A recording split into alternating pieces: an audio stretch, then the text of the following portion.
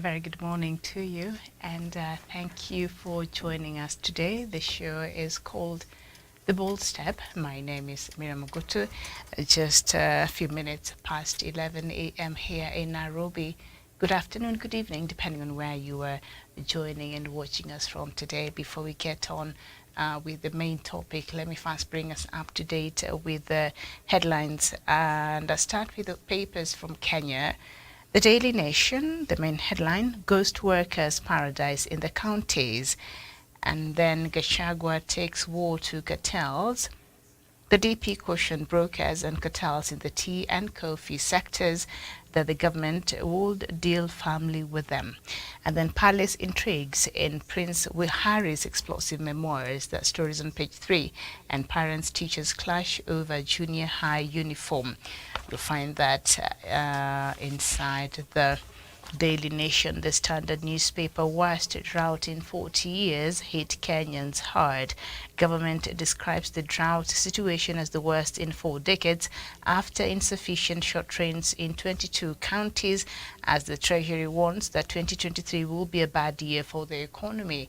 That story is on page 6 and 22 on the Standard. A rise of botched circumcisions, how quacks are hurting our boys. Now that's really scary. A story is a special report on page 12 and 13 on the Standard newspaper. Okay, the Star newspaper, the main headline, pay attention, super gonorrhea strike Nairobians. Now, Cambridge says such cases have been reported in Kenya before, but not of this magnitude. A very important story there on page 4 and 5 inside the Star newspaper. Ruto into day development tour of Raila Odinga's Nyanza backyard. You find that on page 6 and the main pictorial in the Star newspaper. Elderly Kenyans collect welfare cash after 4-month wait. And elderly men and women queue to receive their money at Equity Bank in Kitui. And I think that money was started by former President Uhuru Kenyatta. It's called Inua Jamii, and that is what we have on the local newspapers this morning. So let's look at some other papers from across the continent. We start with the Punch from Nigeria. Last lap at Tinubu campaign merles alliance with smaller parties. Blackout as 16 die in California flooding.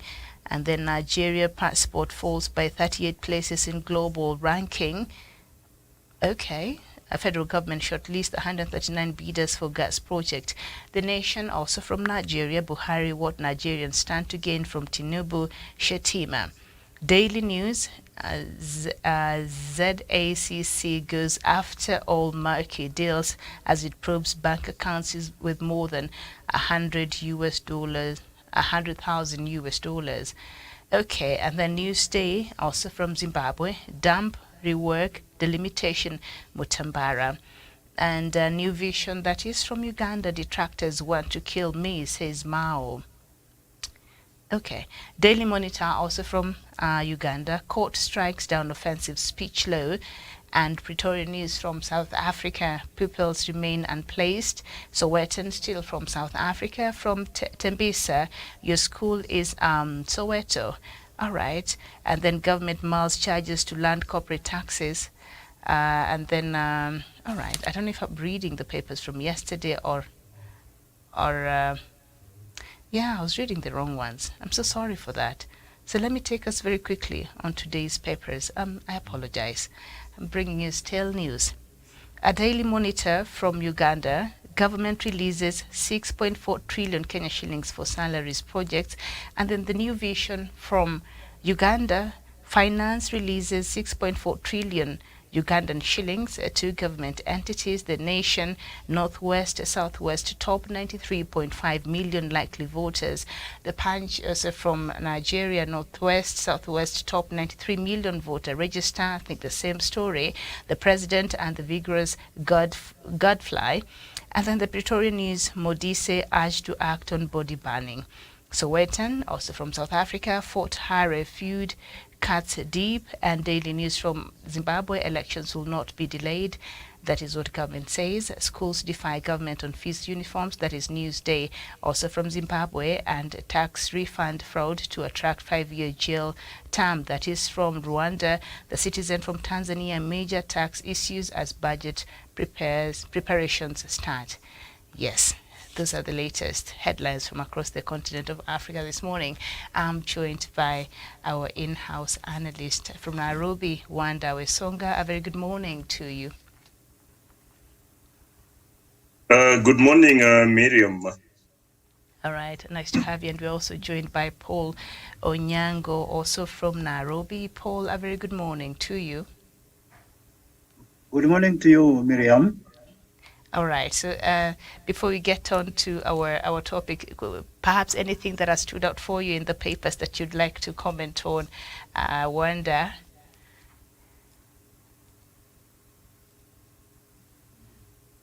You can hear me? Yes. I can. Oh, thank you.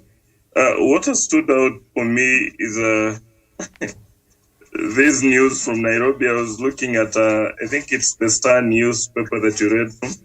This, I don't know, the Deadly or whatever. Mm-hmm. I think our team need to work with speed so that we probably don't come to something dangerous that will end up eating down our people. Mm-hmm. So apparently this new strain of gonorrhea is a drug resistance from the drugs that we've been having. Results showed 100% resistance to all the antimicrobials. Researchers say that is something to worry about. You're right. Paul, is there any story that stood out for you before we move on to our main topic of today? I was looking at the story on court cancelling. Some people asking court to cancel the medical cover for the police and prisons. Mm-hmm. I think for a long time there's been a battle in securing insurance companies, the government securing the state of the police and the prisons, the people working in the security sector.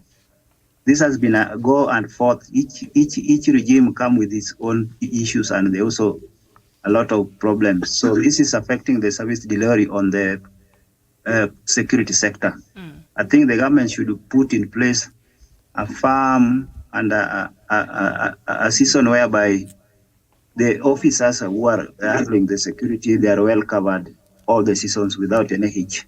Mm-hmm. All right, I agree with you. We have to take care of our officers, otherwise we'll not be able to enjoy the kind of security and tranquility we enjoy in these countries. I think it's important that some of these issues that are being raised, they should be, the government should really respond to them in a manner that our officers feel they are taken care of, if it's health insurance. And I think I saw that story to Paul Onyango, and I thank you for bringing that up. So hopefully, authorities can do right by our officers. And I think some of these things should not be pegged on the regime of the day. I think they have a body that looks after their welfare. There should be. And so how their welfare and how these institutions are run should not really be pegged on the politics of the day. Paul, that is what I'm hearing you to be saying. Come again? You're saying the welfare of our men and women in uniform and whatever it is, the salaries and how they're taken care of should not be pegged on the political regime of the day. It should be something yes. Yeah, I think the government had given a promise whereby the police officers, they are having very critical sector. They need not to lean on any political of the day. They need to just perform, give us the right service that we need because we are the taxpayers. Mm-hmm. They need also feel security in the sense that whatever they are giving out to the public, the government also takes care of them. Mm-hmm. Okay. That one will promote good service. Absolutely, I agree with you. And I think President William Ruto yesterday, he was speaking during a passing out of our officers, and he said, he's really trying to support the independence of that institution. So, I think that is a good thing. So we're here and we'll be checking how that will be working out, President Ruto. Okay.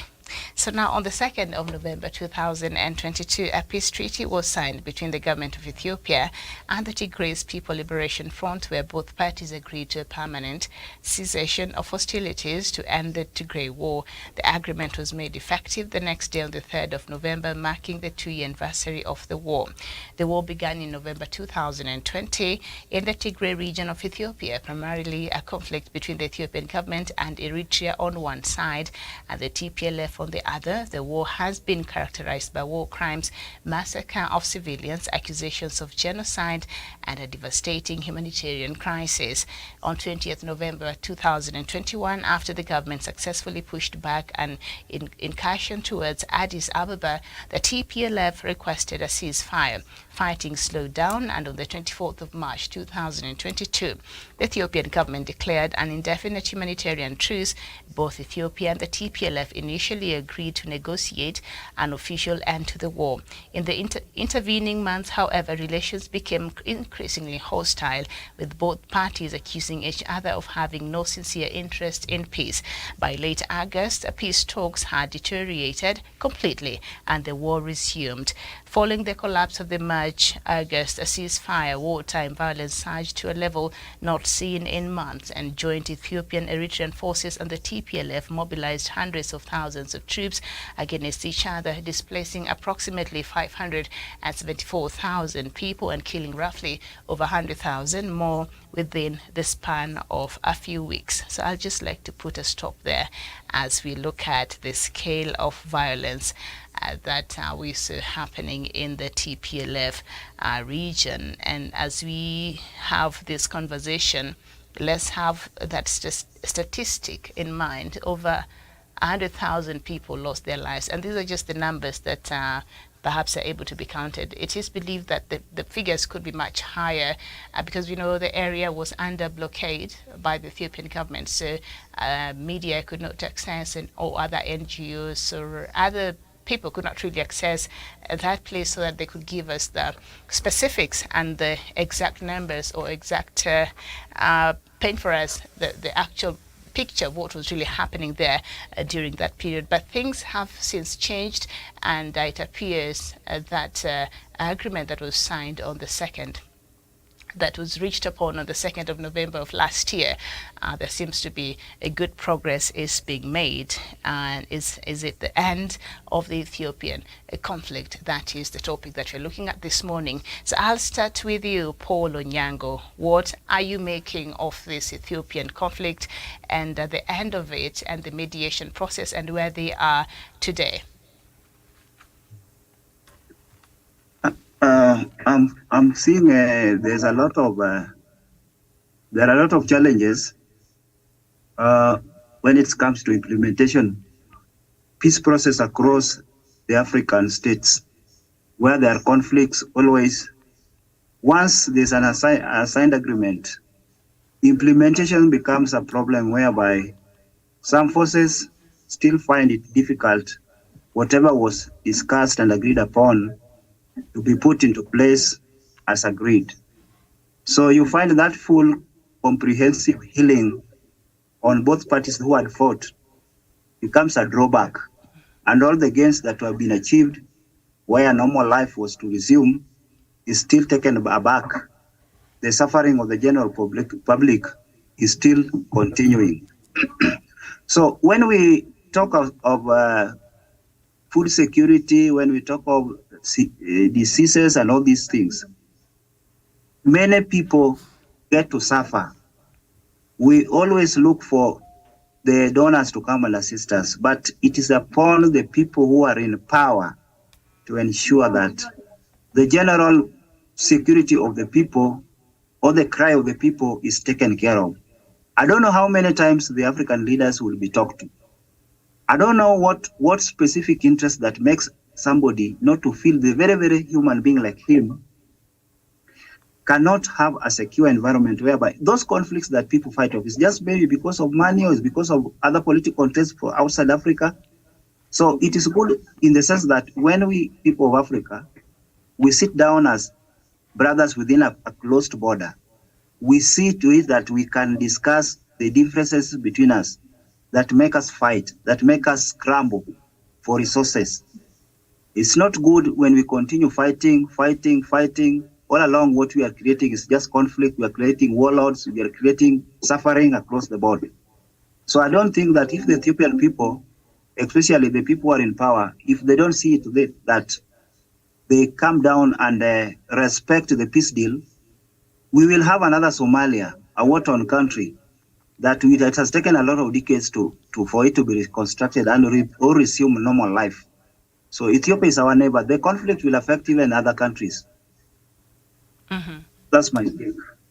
Okay, and thank you, Paul, for that. And you are drawing some parallel with what we've seen Somalia have turned out to be after years of civil war. And you're saying if at all this peace deal is not respected, then there are possibilities that we have another Somalia in the offing. But I think so far we've seen some progress, and perhaps I could be wrong, but the connotations and the reasons and some of the driving factors in the Somali war might not be the same as those in Ethiopia, but still they do have some similarities because they are the same people fighting. You know, it is Somalia fighting within itself, and then we had Ethiopians fighting within themselves. So it is similar in that fashion, but perhaps the driving factors might be a bit different. But we shall explore that as we continue on with the show. Wanda, what do you make of the peace process and the cessation of hostilities that was signed and the progress that has been made so far? So far, I'll say they are trying. The other day, that is the Tigray army, that is the Tigray military team, were marching, handing over some weaponry or some weapons to the Ethiopian army. And in this case, to me, it was a case of at least a section, a section of the conflicting team or those persons that were fighting each other. They are finally feeling like we don't need to fight. The other day when we were talking about this, we ended up bringing in the idea of Hitler and Germany to try and explain this point. And on the case of accountability, I'll as well use the same personnel on a different version. The other day when we were discussing and using Hitler to try and look into how Germany was punished after World War I, the war reparations, and how this made Hitler feel like he needs to revenge. And actually in 1931, it actualized with the Second World War being fought. Now, today I look at this and bring in Hitler, but on a different version, the accountability part. The World War I failed to ensure that persons like Hitler will be managed. Remember, Hitler was part of the soldiers, but as a young man who was helping the military carry the weapons and all these things in the battlegrounds. So he ended up witnessing the World War I, ended up knowing everything as it happened, as a witness, as a person who was in the military, but as a young guy in the military. Now, what the World War I failed to do is to ensure that they contain the witnesses and persons that had involved themselves, that had actively played a role in it. Sorry. So are you making reference to the Treaty of Versailles in this regard that was agreed upon between Germany and the other allied nations? Exactly. Okay. The Treaty of Versailles failed to contain and failed to picture in persons like Hitler that had taken part in this war and probably had an interest in this war. Therefore, when you get back to the accountability part of it, the peace process in Ethiopia is only addressing the peace aspects and is only addressing, in most cases, the soldiers that were fighting. Having the soldiers stop fighting, having the soldiers cease fire, then put down their weapons, then sit on a table and start talking to each other. But in this case, they're forgetting about those persons that were directly involved in this war, and they could be having an interest in it. So if we need to probably have a future where we'll never have a recurrent of this again, then the peace process need now to picture in these persons that, those persons that could be having an interest in this, or those persons that feels they were punished, or the outcome of this conflict ended up hitting them so much, and feel like the other one are a bit, they are fair of us compared to them, so that we don't imagine that the militaries, the Tigrayans military are now handing over their weapons. They are now at peace. The Ethiopian army is now at peace. Then we forget this individual person that witnessed everything and is carrying the anger in them or with them. These are the person that we now need to heal. We now need to help them heal. And by healing, probably we need to address that accountability and healing part so well, so that in future we don't have a recurrent of this conflict again. Miriam. Okay. And when I was just listening to you make that last point about the other very important aspect that perhaps has been forgotten in this conflict, and that is the human aspect. And I think in my mind I was just drawing parallels between the traditional way of security and the human security. You remember, I'm sure you're familiar with that. And of course, the traditional one is just focused on the state and the interest of the state. So that is perhaps what we are seeing in this conflict, where the stability of Ethiopia was perhaps threatened by this conflict. And so the key players out there, they're just focusing on the state and solving this threat against the state, but they're forgetting the other aspect, and that is the human security that was also threatened. We saw from these reports, and these figures are actually underwhelming, because from the people who were there, they're saying there could be more than 100,000 people who died. Think about it. 100,000, even just we go with this number, 100,000 people were murdered in a span of 2 years. Close to 600,000 people were forced to migrate from their homes, and others that cannot be accounted for. So we can't just focus on the security of the state as the main referent, and then we forget about the other important aspect of this, and that is the human aspect and the human security, which nobody is talking about as far as accountability is concerned. Paul, what's your thoughts on this?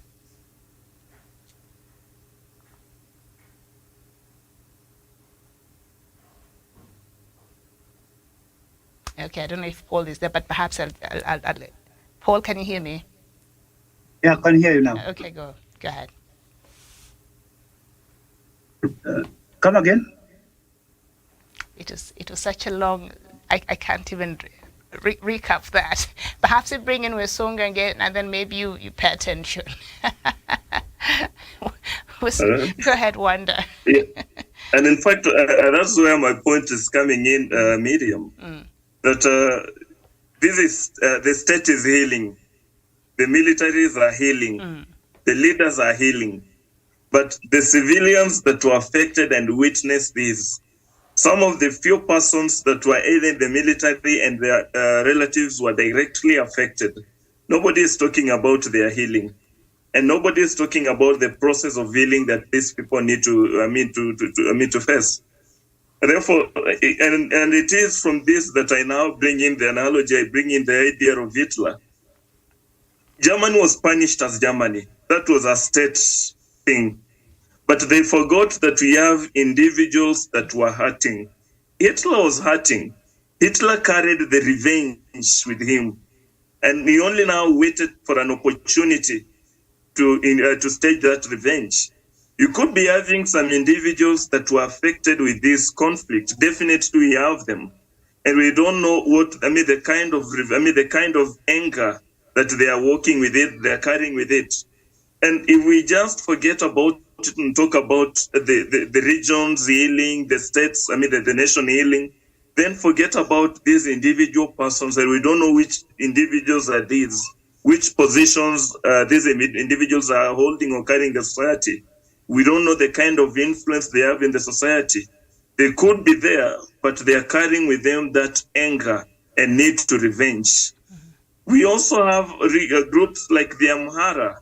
We have regions like Oromia. We don't know what these people are feeling. We don't know the kind of anger that they are walking around with. Therefore, we also have those in the Tigray that probably were negatively affected and are working with that anger. Therefore, we really need, the team really need to focus on both ends, state healing and individuals healing, or humanity, as you put it. Okay. That humans could be carrying with them anger and need to revenge. And they need, we need to find a way out on how to cool that anger and have them feel like finally everything is now settled. We are now good to go. Okay, thank you so much. Paul, are you still there? I'm there. Okay, good. So what Wanda Wisonga had brought up a bit earlier was that as much as there seems to be some progress that seems to be made in terms, as far as this Ethiopian conflict is concerned, but much emphasis has been focused about just solving this that seemed like a threat to the stability of Ethiopia as a country. So the state has taken prominence, but there is also another aspect of this conflict that is not being given as much attention in terms of healing and this reconciliation that is ongoing, and that is the human aspect of it. The people who suffered, the people who were forced to move from their homes, who others witnessed as their family members were being murdered, and from the records that we are getting, over 100,000 people were killed and nearly 600,000 were forcefully removed, had to migrate from their homes because of the safety reasons, and these numbers are thought to be even much higher. So for this mediation and for this healing, I don't think they've really started the healing process, but I think they're trying to stabilize the country. How can they focus on also addressing the human aspect of this conflict that bore the brunt of this conflict? I think normally when you look at the peace process, when it is always in stages, I think the first phase was about disarmament, demobilization of weapons. I think the state was just to ensure that the first thing to do is to ensure that the weapons that were accumulated across the country, they are collected, people resume to normal life. I think the second phase, whereby they're supposed to touch on the general citizenry, this will take a bit of a long time, in the sense that the government need to obtain the resources and then mobilize it across the country. So normally it will involve a lot, whereby you think during war, I think there were even bridges that were destroyed. Most of the infrastructure, most of them were destroyed. For you even to reach to the local persons, people who are displaced, the dispensaries, even the hostels which were destroyed, it will take some good time for you to repair them, then the normal life resume. I think even the general citizenry will have to bear with it for some period of time before normalcy come to place. It is understandable that it takes time, because the infrastructure which was there initially that was supporting human life, most of them were destroyed, including schools. So I think we'll have to bear with the government for some period of time before all these things are put in place. Okay, so yes, and you're right in the sense that right now the government is engaging on what perhaps can be termed as a peace building. There is peacekeeping, where forces are sent to an area where there's an active conflict to try to protect the lives and to try to stop and de-escalate the active conflict, and then we have peace building, and this is where a country that have just experienced a conflict with that, like in that region of Ethiopia. Now they have to engage in ways that will help, one, so that the conflict does not return. We have to be sure that should there be an agreement in the near future or later on, then armed conflict will not be the first resort. I hope they can understand that. Or I hope they've drawn some lessons from that. And so they're engaging in peace building and just seeing how to resettle backs. I think that is a priority, Paul, and thank you for that. That is a priority right now. But even as we look at this, and perhaps accountability will come a bit much later, but should they come to a point where, because there's a news item, I think it's happening right now, just before I came here in line with the story. The French and German foreign ministers arrived in Addis Ababa today in the morning. Well, it's still morning, but earlier today, on a mission to support a peace agreement signed last year to end the 2 years of brutal war.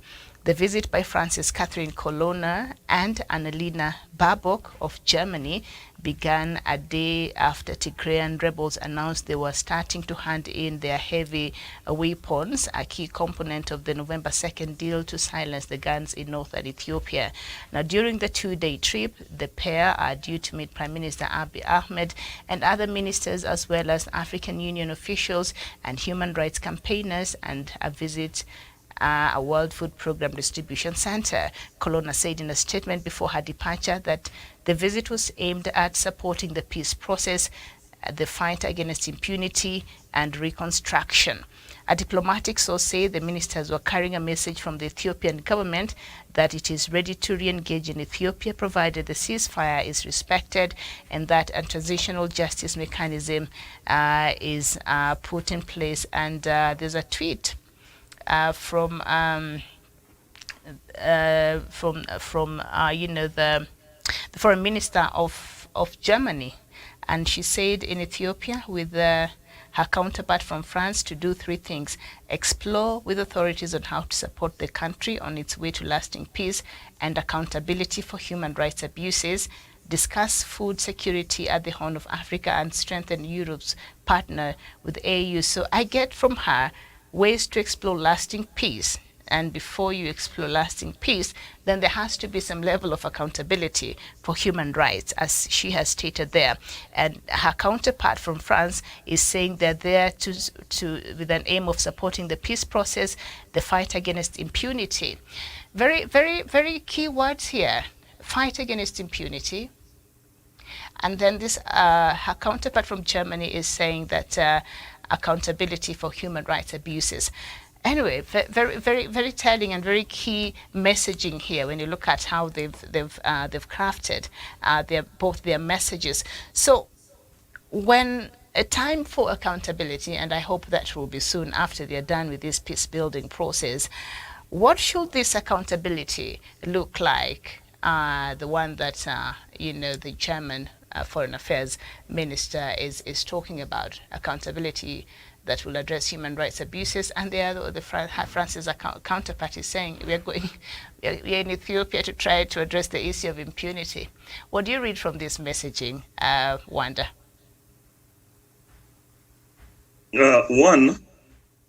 This conflict started on 3rd November 2020. Germany was not there. France was not there. November 3rd, 2022, the peace deal was stricken, led by the two leaders of President Obasanjo and President Uhuru Kenyatta. I wish that in as much as they are now telling us about accountability, then let it be managed, or let it come from the team that that was able to strike this deal. I'm not okay. In most cases, I tend to imagine that what the West see and think about us and tell us, at times it's not what they want, and at times they'll only tell us, I don't know, we're doing this. Remember, the other day we had the China getting there. the foreign leader of China getting into Ethiopia. They are now getting into there, but on a version of we want to see into it that people are held accountable and all these things are done. To me, I feel like they should not. I wish that they let the peace process be dealt with the team that started it. They should only advise that team to consider accountability, being people being held accountable and responsible. And therefore, I'll be the last person to back them, because I feel like the conflict was there from November 2020. All the way, November 2020, November 2021, November 2022. When the peace bill has been stricken, they now walk in and tell us people should be held responsible or accountable. Where were they in 2020, 2021, all the way up to 2022? Why should they not then advise this team that struck the deal, or that this team that ensured that peace was stricken, and tell them to consider accountability, people being held responsible, rather than now going direct to those persons that were affected or those people that were in a conflict? To me, I feel like what the region is doing, or what could be happening, it's not okay, and they should respect the team that started this and managed this, to advise Ethiopian Tigray on what to do. And I have something to say on that. Yes, I was actually coming to you, but go ahead. Yeah, okay. Normally, these forces who are initially out of the peace deal agreement, normally, when we conduct peace deals across where there was war, normally there's always a financial cost on reconstruction and peace building. Now, our own governments do not support them. These forces outside Africa, the ones who cause those conflicts, they're the same people we go for assistance. When we want to bring medicine, we want to make those roads that were destroyed, they're the ones who are doing, they give financial aid. So when you hear them talking about accountability comes on the money they're giving us back after the war. So that's why I'm saying war is always very costly. If our own people can understand that, in all conflict, we should not take war as the first step, but we should explore other alternative ways, in the way that we can solve our problems of democracy within the confines of our territory. So once there is war, those who want to pour on cold water after the fire has burnt everything, they will tell you how much water you should use when you continue your life. So we are not yet off the hook. It is our own people who need to understand that we should not take war as the first step. Otherwise, these other foreign people, they will also be telling us, do this, do that, do this, do that. That's the reason why they're doing that.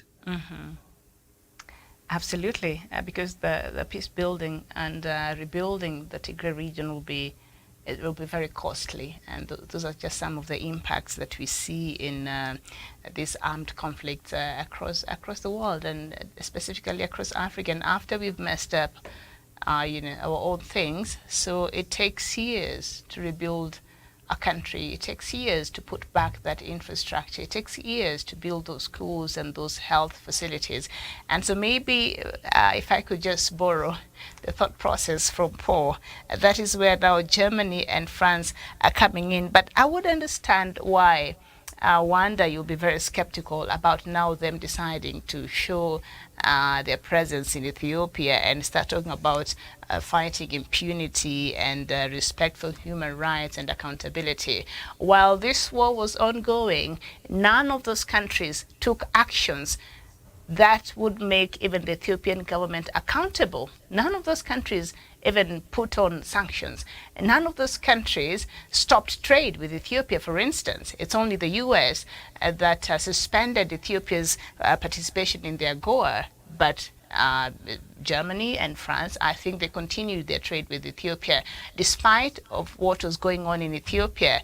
So perhaps is that where you're coming from, Wanda? Exactly, in the sense that even if this war is expensive, even if they spend their money into ensuring that the peace the peace deal is stricken, then at that point they were doing it under a certain team. If this team was the AU team that was hosting this, putting these people on the table, having them talk about these things, then finally strike a deal, then why is it that they now want to come out openly, even if they spent their money in this?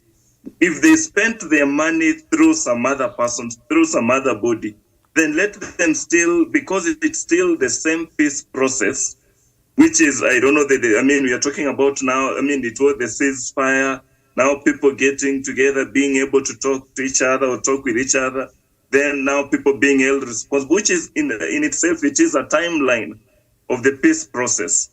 Then, because it is the same package, and they started probably by funding that team to initiate the process, then let them do that until the process comes to an end. You don't start it, then along the way, you hijack the process. If this driver was driving and you'd allowed them to drive you and take you to a certain destination, don't let them drive then when it's about 10 kilometers to the end of the safari. Then you ask them to take the back seat, then you drive so that you claim the driving bit of it and say, I'm the one who has driven these people to this point. So I wish that even if they have spent money in this, let them still spend the money, but using the same team that they started spending the money with it, so that we have the whole process guided by one team from A to Z. Mm-hmm. And there's something you brought up that I don't want us to just gloss over. From some sources, they're actually representing EU's position in Ethiopia, these two foreign ministers from France and from Germany. So whatever they're saying, that is the messaging from the European Union. And you reminded us earlier, Wesonga, that the news that we were having here the other day, the new Chinese foreign minister just is on an African tour, and Ethiopia was one of the countries that he was going to visit together with, I think, Togo, and I think there were about 4 or 5 countries, I can't exactly remember. But yeah, he just did that. He just did that, I think he just did that. So are we seeing also now another aspect of perhaps a struggle for influence, or now because perhaps China also would want to come in and help with the reconstruction of that region?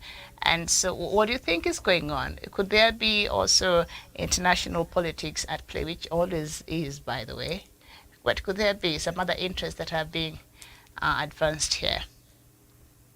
And to me, it's not just a coincidence. To me, with them talking about, I don't know, the conflict and everything, and such kind of things, to me, it's the timing is bad. To me, the timing tells me the agenda is different. It is a case of on the screen, on the television screen, you talk about how friendly you are, how friends you are, how you normally even eat together, but when you go behind the curtain, you start punching each other. So to me, it is a case of they'll tell us something else probably, but the agenda is different. We are having a kind of the realignments going on. That America, we had the America summit, the USA summit with African leaders, which was in this case economic oriented. They were looking into how do we build the business relationship, the partnership and such kind of things. How do we invest in Africa? After that, we have had the Chinese coming in. They're trying to probably strike some 1 or 2, 3 deals with Africa with Africa. We had already had Russia coming in with the fertilizers and as well trying to strike deals with with African leadership and African general. Now we are having these two from France and Germany coming in as representative, as you tell me, as the representatives of EU, and therefore I now talk about. I mean, it now represents Europe as general. And therefore, to me, it is more of economic realignments, and Africa is being. I mean, Africa is now. I mean, a center of interest. The rest of the world is interested in Africa. The timing is bad to me. The timing does not reflect so much of the conflict. The timing is bad for who? Is bad for Ethiopia, or is bad for who exactly? The timing is bad in the sense of the timing in respect to the peace process and the coming in of the Chinese foreign minister. That when the Chinese came in, they were so clear. They had nothing to do with this with the conflict. But with them coming in at the same time when the Chinese team are walking out and talking about, I don't know, the conflict and people being held accountable. Now, to me, the accountability and the Chinese getting in, it's a conflict of interest. Are you coming in to counter the China's visits, or are you sincere with the fact that you are coming in to address the conflict and the healing process? And therefore, if it was the healing process where the timing now gets bad, I wish that it doesn't. I mean, it's not too close to when the Chinese came in. They should have probably come in a bit earlier or a bit later, not immediately after. The Chinese have just walked out. Okay, I hear you. Now, the European Union says that it is ready to re-engage in Ethiopia provided the ceasefire is respected and that a transitional justice mechanism is put in place. Paul, are we reading too much into this? Are we reading too much in the conflict or in the economy? Yeah, but I want to hear from Paul first. This visit. Oh, in Paul, yeah? I don't know if he's okay. I know he's not there, so it's just me and you. Sorry, Yeah. from my end, sometimes it's difficult to know that. So go ahead. So are we reading too much, or is just the international politics at play? Anyway. Maybe we are sensitive based on history. That the new generations in Africa, there is a new crop in Africa that history has taught them a lesson, and they're not easily convinced when certain things happen. And it's interesting from the European Union, because if this was another country, I will not bring in Zimbabwe. I will not compare Zimbabwe today. But if this was another country, perhaps they did not have a lot of interest tied to this country, usually they would want to engage, and as much they're saying they'll support the peace process, and then they're hoping for a transitional justice mechanism. So they're here to help in supporting the rebuilding and all this of Ethiopia. But a lot of times they will demand for the justice first before they're even willing to engage with the country, right? Is that not what they demand for accountability and all that, to address the human rights concerns?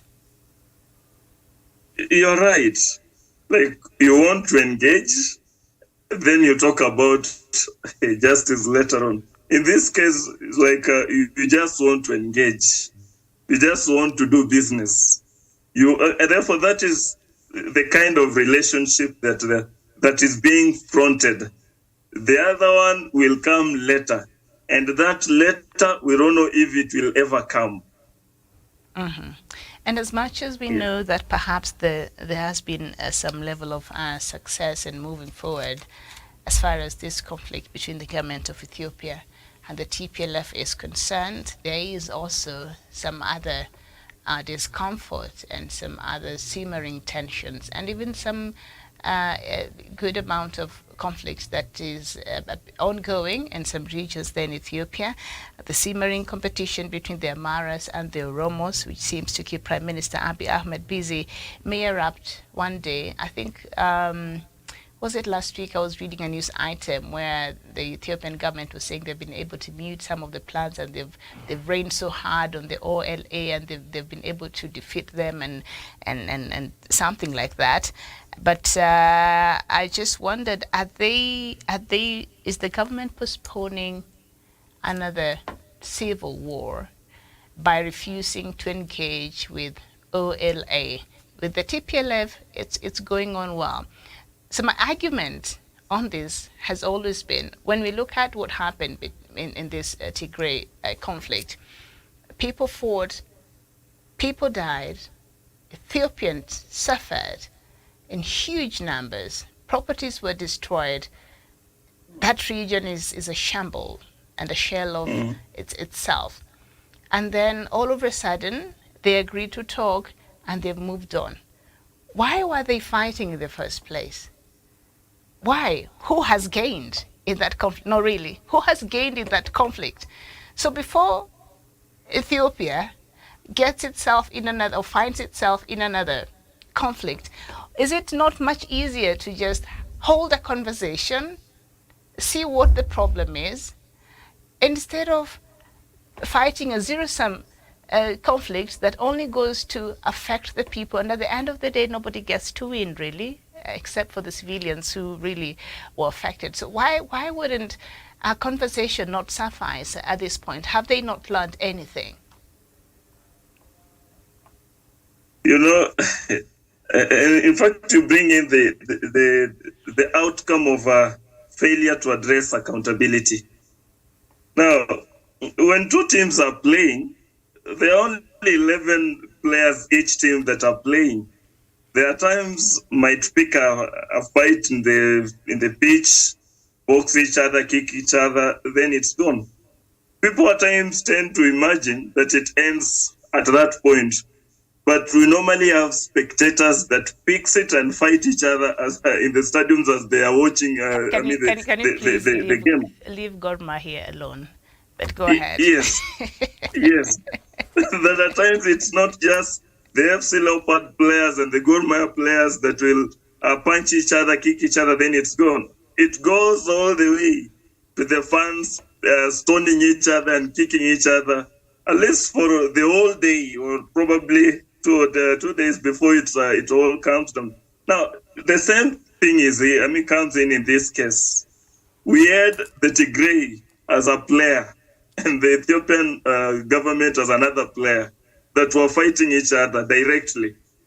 Then we have these other that were supporters. Oromia was a supporter of Tigray. Then we had this one that was in between, that is Amhara. But now the one that was in between was clearly not on the side of Oromia, neither on the side of Tigray. We don't know where, the side that he was in, but he was there, and we knew the side that these supporters was not supporting. Now, because these guys fought and they're now they're now finally realizing peace. The fact is they fought. And the fact is Oromia and Amhara are involved in this. We're having people hurting and not doing all these things. Now, if we fail to address the healing part of it and the accountability part of it, those from Tigray that felt hurt will easily go and join their brothers that they were fighting with. That feels like things we are not yet done with this, and therefore I fail to imagine that this Tigrayan person that was majorly affected, that feels offended, that feels hurt, I fail to understand at which point this person will not want to go and join Oromia team, then promote what continue fighting. Then we are having the Amhara that is still crying every single day. And therefore, I feel like it is a time bomb. And in this case, it might be even worse than what we had. because Oromia feels like they have been ignored, and they will want to communicate, to set a point, to set a record that you people feels like we are nobody, but we are a person. And in this case, they'll easily be backed or joined by this angry team from Tigray that feels like if accountability is not, if people are not held accountable, then let us go and join the Oromia team.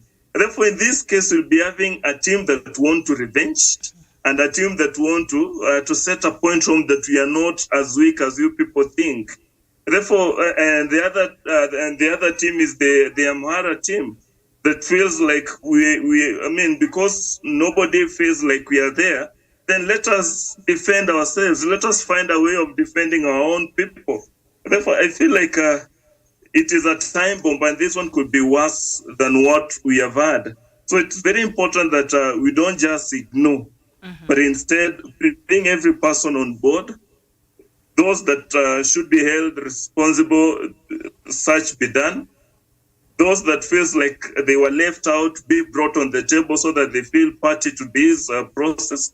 Then probably finally will heal entirely, or will heal and move on as a nation. Okay.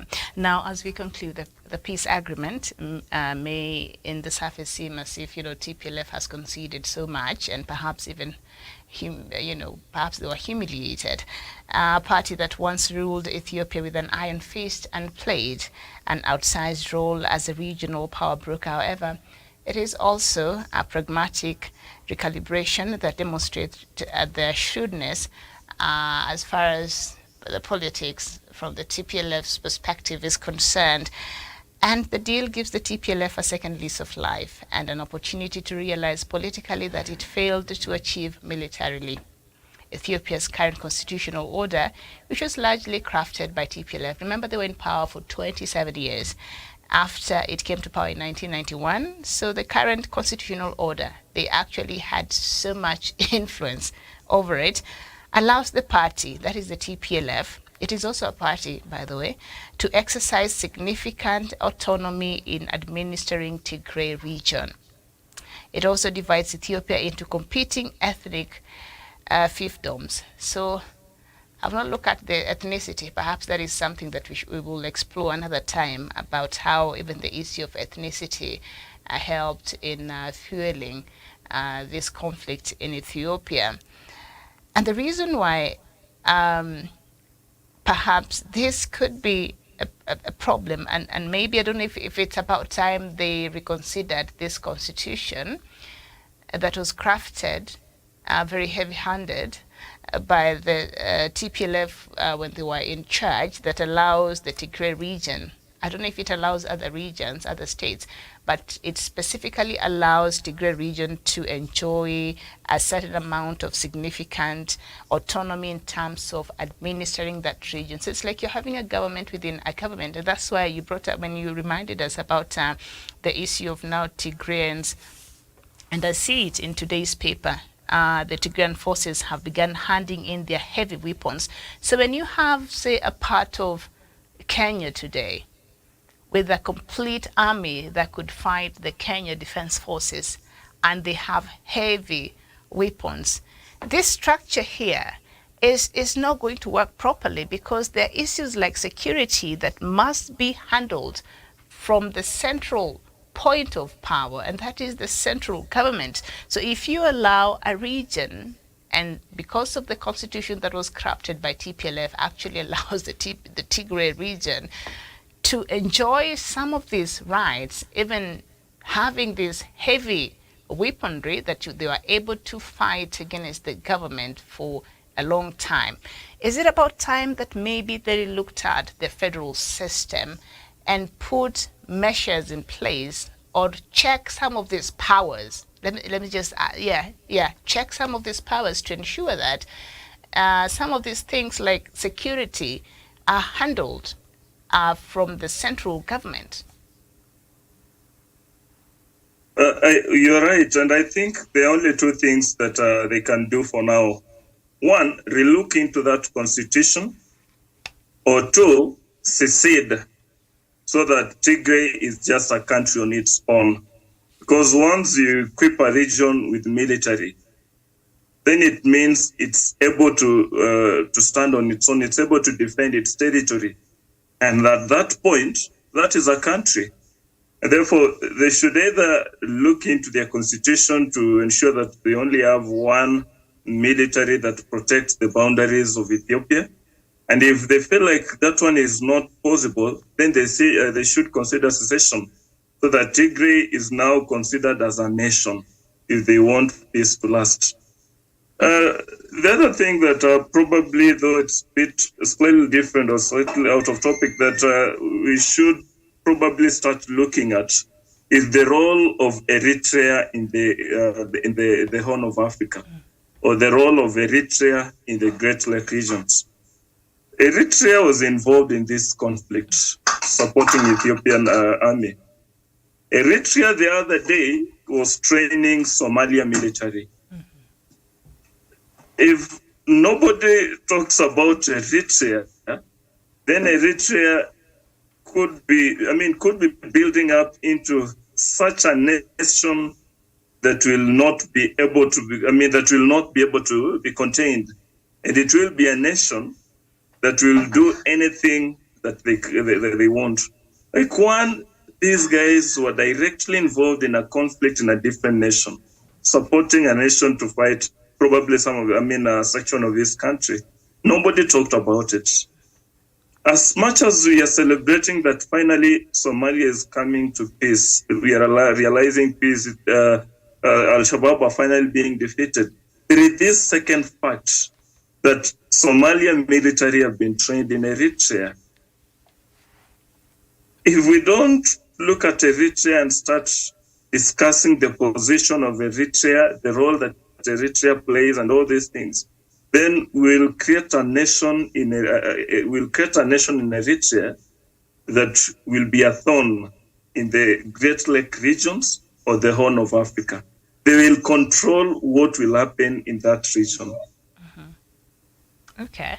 And I don't know if Eritrea has anything to lose at this point. I think it, together with Zimbabwe and Iran and North Korea, they're some of the most heavily sanctioned countries. So the oldest planes in the world, they head to Eritrea. They're the most unsafe, and the ones for Iran and these other countries, because if you have to buy a plane, then it's the US. So if you've been sanctioned, you can't get even new planes or new technology and things like that. So Isaias Afwerki, I think, has learned to operate within these sanctions, that he does not even care. Like, there's nothing much the international community can do.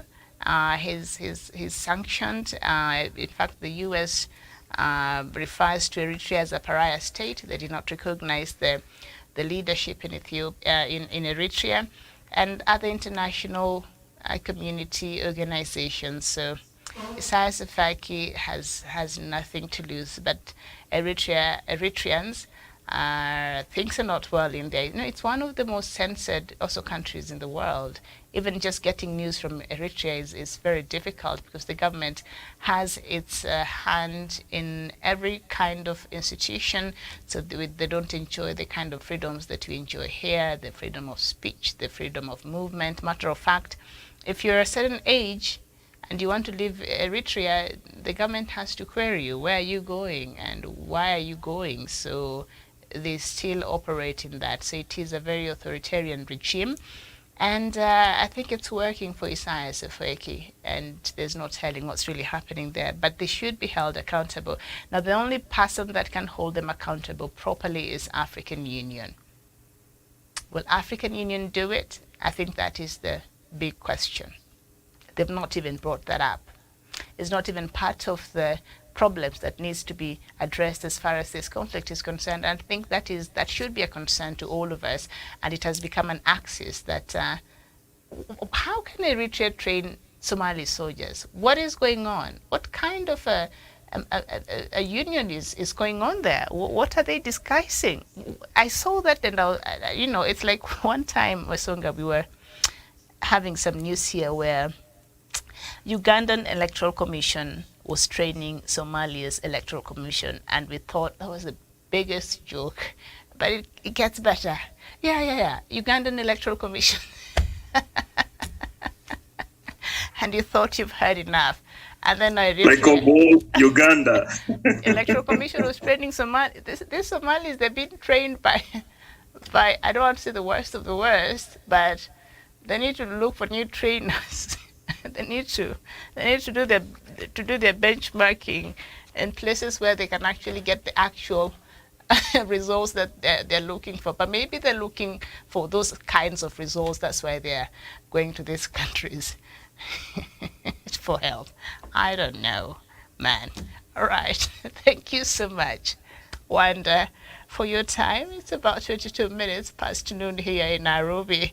We were looking at the end of the Ethiopian conflict. Could it be the beginning of other instability if other matters are not are taken care of as far as this mediation process, and how will this accountability process that now the European Union, through French and German ambassadors, expressed that the European Union is looking for hopefully to engage with Ethiopia if they will take on the issue of transitional justice mechanism.